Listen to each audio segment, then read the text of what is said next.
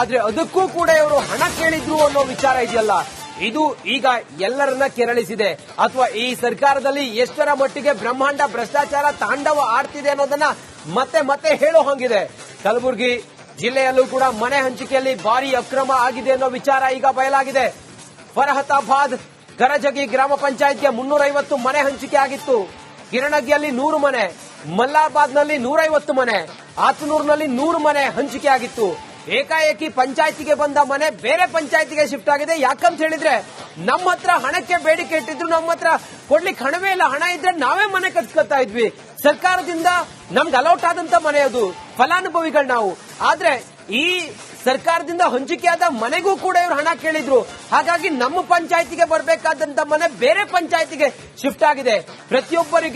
ಪ್ರತಿಯೊಬ್ಬರಿಂದ 25ರಿಂದ 30 ಸಾವಿರ ಹಣಕ್ಕೆ ಬೇಡಿಕೆ ಇಟ್ಟಿದ್ರು ಅನ್ನುವ ಸ್ಫೋಟಕ ವಿಚಾರ ಈಗ ಬಯಲಾಗಿದೆ. ನಾನೇ ಮಾತಾಡದ್ದು, ನಾನು ಎಲ್ಲರೂ ಹೇಳಿದ್ದೀನಿ, ನಾನೇ ಮಾತಾಡೋದು. ಸರ್, ಏನ್ ಸರ್ ಆ ರೀತಿ ಒಂದು ಸರ್ಕಾರದಲ್ಲಿ ನಡೀತಾ ಇದೆ? ಹಾಗಾದ್ರೆ ನಾನು ಏನ್ ಹೇಳ್ಬೇಕಾದದನ್ನ ಹೇಳಿದ್ದೀನಿ. ಮಾನ್ಯ ಮುಖ್ಯಮಂತ್ರಿಗಳು ಏನ್ ಮಾಡ್ತಾರೋ ಗೊತ್ತಿಲ್ಲ, ಕರೆದ್ರೆ ಹೋಗ್ತೀನಿ, ಮಾತಾಡ್ತೀನಿ. ಎಲ್ಲಾ ಸರ್ಕಾರಗಳಲ್ಲಿ ನಡೆದಿತ್ತು. ಇಲ್ಲಿ ನಾವು ಜನಪರವಾಗಿ ಆಡಳಿತ ಕೊಡ್ತೀವಿ ಅಂತ ಹೇಳಿ ಬಂದಿದ್ದೀವಿ. ಇದಾಗಬಾರ್ದಾಗಿತ್ತು. ಒಂದು 5-6 ಪಂಚಾಯತ್ಗಳಲ್ಲಿ ದುಡ್ಡು ಕೊಟ್ಟು ಮಾಡ್ಕೊಂಡು ಹೋಗಿದ್ದಾರೆ. ನಾನು ಪತ್ರ ಕೊಟ್ಟದ್ದು ಆಗಿಲ್ಲ. 4 ಪತ್ರ ಕೊಟ್ಟಿದ್ದೀನಿ ನನ್ನ ಕ್ಷೇತ್ರಕ್ಕೆ ಮನೆಗಳು ಕೊಡ್ಬೇಕಂತ, ಆಗಿಲ್ಲ.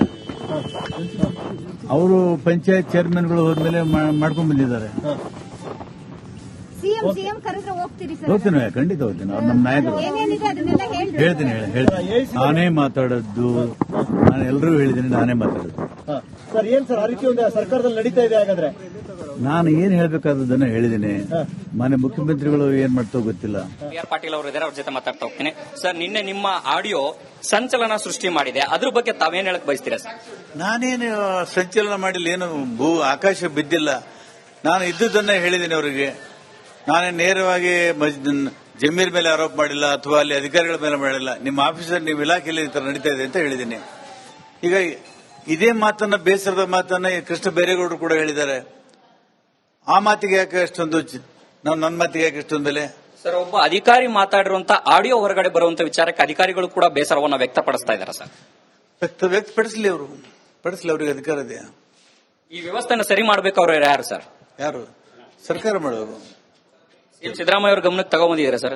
ನಾನು ಇನ್ನೂ ಕರೆದಿಲ್ಲ, ಅವರು ಕರೆದ್ರೆ ಹೋಗ್ತೀನಿ.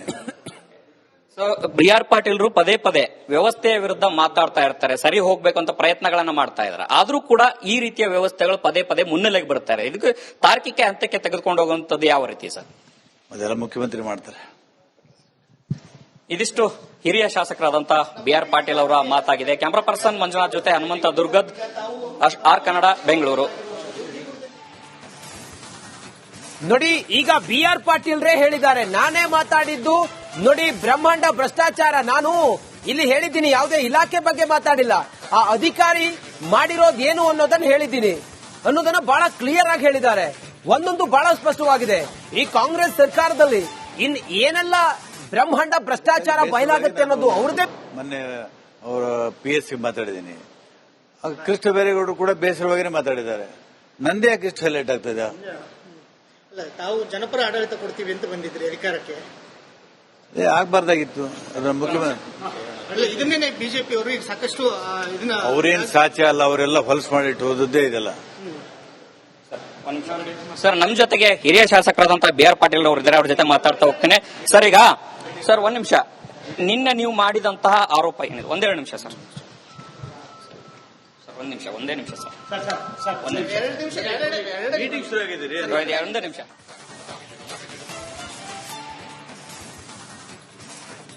ಆದ್ರೆ ಅದಕ್ಕೂ ಕೂಡ ಇವರು ಹಣ ಕೇಳಿದ್ರು ಅನ್ನೋ ವಿಚಾರ ಇದೆಯಲ್ಲ, ಇದು ಈಗ ಎಲ್ಲರನ್ನ ಕೆರಳಿಸಿದೆ. ಅಥವಾ ಈ ಸರ್ಕಾರದಲ್ಲಿ ಎಷ್ಟರ ಮಟ್ಟಿಗೆ ಬ್ರಹ್ಮಾಂಡ ಭ್ರಷ್ಟಾಚಾರ ತಾಂಡವ ಆಡ್ತಿದೆ ಅನ್ನೋದನ್ನ ಮತ್ತೆ ಮತ್ತೆ ಹೇಳೋ ಹಂಗಿದೆ. ಕಲಬುರಗಿ ಜಿಲ್ಲೆಯಲ್ಲೂ ಕೂಡ ಮನೆ ಹಂಚಿಕೆಯಲ್ಲಿ ಭಾರಿ ಅಕ್ರಮ ಆಗಿದೆ ಅನ್ನೋ ವಿಚಾರ ಈಗ ಬಯಲಾಗಿದೆ. ಫರಹತಾಬಾದ್ ಗರಜಗಿ ಗ್ರಾಮ ಪಂಚಾಯತ್ಗೆ 350 ಮನೆ ಹಂಚಿಕೆ ಆಗಿತ್ತು.